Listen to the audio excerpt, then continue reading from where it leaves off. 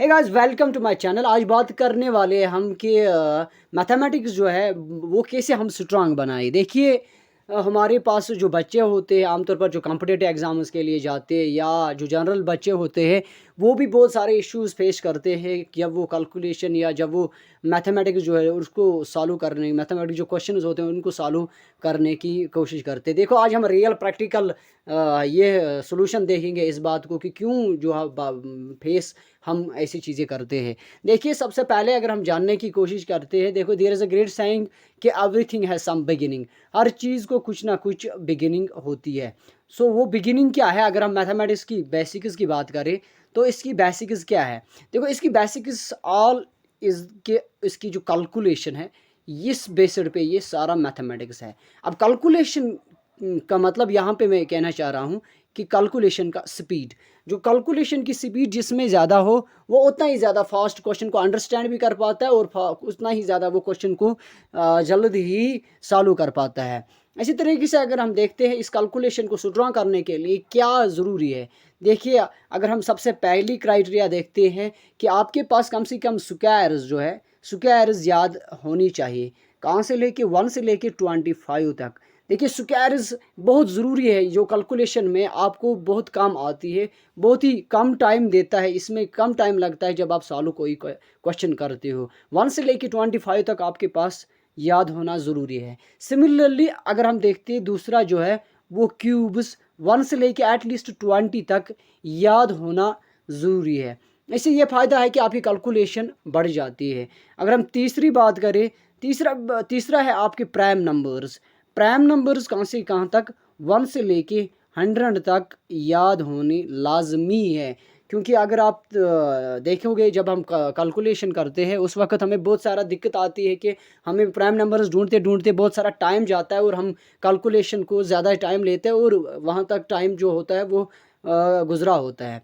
सो इसलिए ये cubes, squares, cubes, prime numbers याद होने ज़रूरी है। नंबर 4th अगर हम देखेंगे, नंबर 4th है परसेंटेज। आपके पास जो परसेंटेज है वो याद होने ज़रूरी है। 1 से लेके एटलीस्ट 50 तक आपकी परसेंटेज जो है वो ज़बानी याद होनी ही होनी चाहिए, ठीक है? और अगर हम नंबर 50 की बात करते हैं, नंबर 50 की बात करते हैं तो आपके पास जो स्क्वायर रूट्स है वो याद होना, एक तो मैंने बोला स्क्वायर्स, दूसरा होता है स्क्वायर रूट्स। 1 से लेके कम से कम 10 तक याद होना चाहिए। बिसाइड्स इसके अलावा इसके जो ट्रिक्स हैं, स्क्वायर रूट्स के जो ट्रिक्स है वो याद होनी बहुत ज़रूरी है। क्योंकि स्क्वायर रूट्स ट्रिक्स आपको जो मैं आगे वीडियो में सिखाने वाला हूँ, फ़िलहाल के लिए 1 से लेके 10 तक आपको याद होनी चाहिए और विथ ट्रिक्स याद होनी लाजमी है।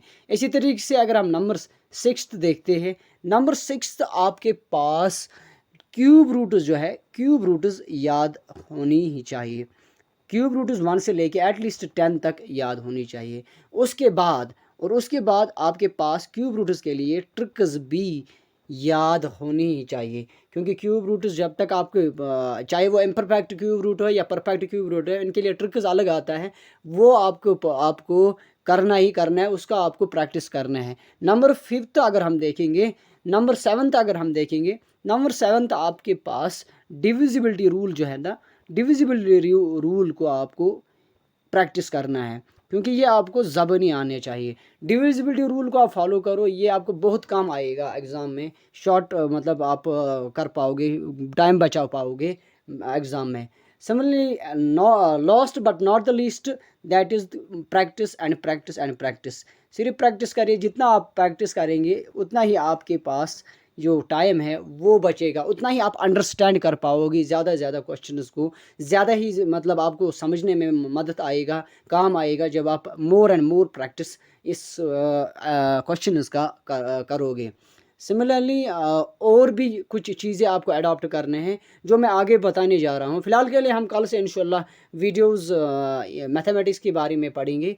तो बने रहे इस चैनल पे। Thank you all for visiting my channel, and please do consider the subscription and like my videos. Thank you all.